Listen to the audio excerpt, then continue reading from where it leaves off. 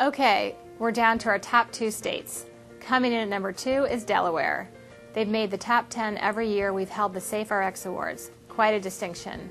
Key contributors in Delaware's success are Blue Cross Blue Shield of Delaware, the Delaware Board of Pharmacy, Delaware Healthcare Commission, and the Medical Society of Delaware.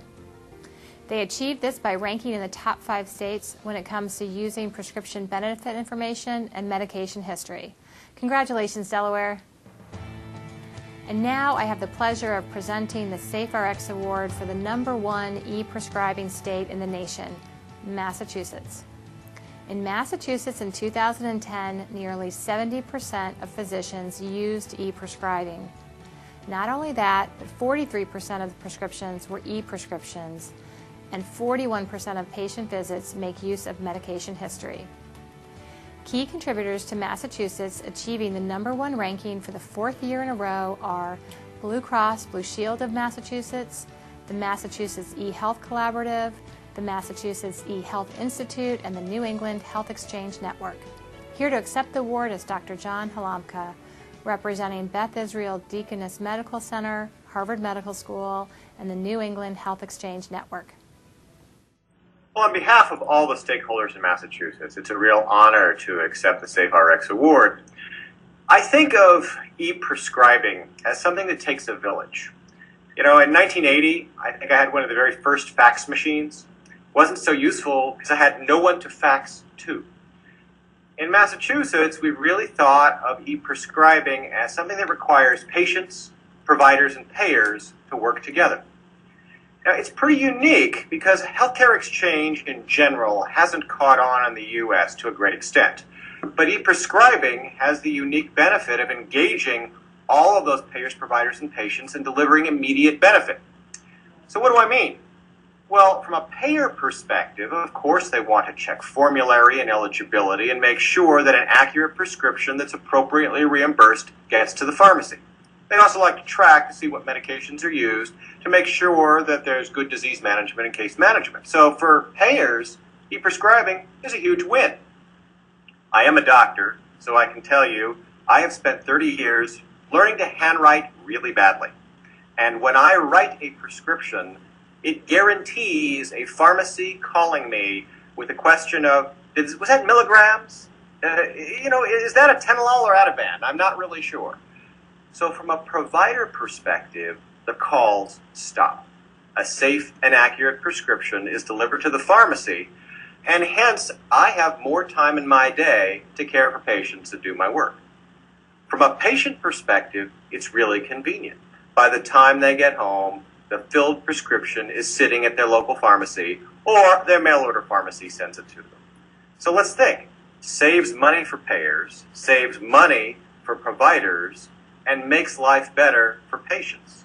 Is it any wonder that e-prescribing is just adopted organically and virally in Massachusetts? So we've had great partnerships among all of our stakeholders, great partnerships with Surescripts, and all of the capabilities that it's provided to our built and bought systems. And so I look forward to the future where safe, accurate medication delivery is going to be a part of meaningful use stage 2 to a greater and greater extent, and e-prescribing will be a centerpiece. So thanks very much. Once again, we are presenting e-prescribing's highest honor, the Safe-Rx Evangelist Award. Each year, the Safe-Rx Evangelist Award goes to a single person or organization whose work has made an extraordinary impact on the awareness and use of e-prescribing as a critical means of reducing medication errors. This year's recipient of the Safe-Rx Evangelist Award is Dr. John Halamka. Dr. Halamka joins the company of other distinguished recipients, including U.S. Senator Sheldon Whitehouse, Health and Human Services Secretary Michael Levitt, and the Institute of Medicine. I think the nation's healthcare system will join me in offering the most sincere thanks and congratulations to Dr. Halamka.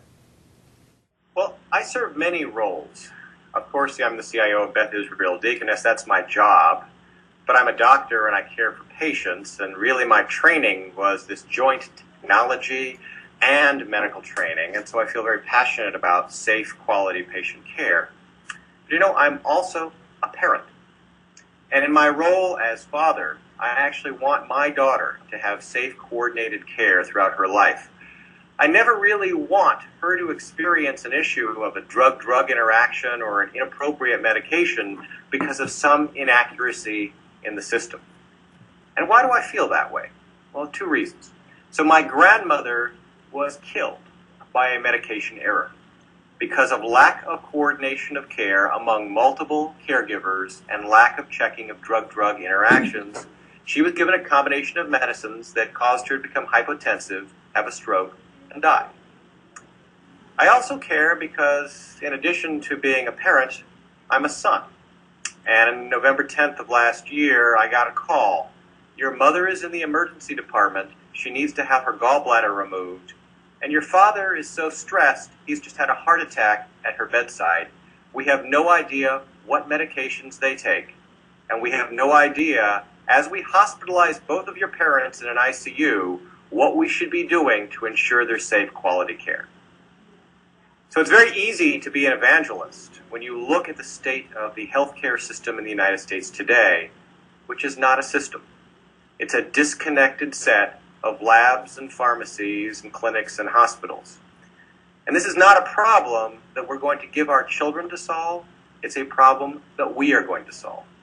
So in the next 5 years, we will see electronic health information exchange of all types, e-prescribing, clinical summaries, population health, become commonplace and become the rule rather than the exception.